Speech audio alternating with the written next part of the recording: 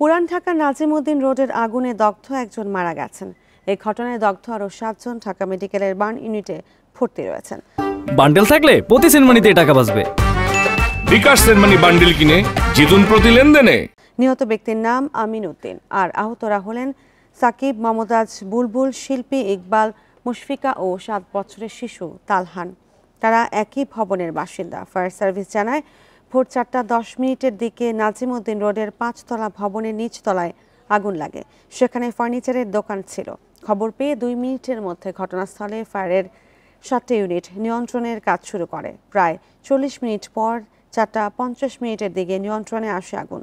পরে দগ্ধ 18 জনকে ঢাকা মেডিকেলে নেওয়া হলেও 10 জনকে প্রাথমিক চিকিৎসা শেষে ছেড়ে দেওয়া হয়।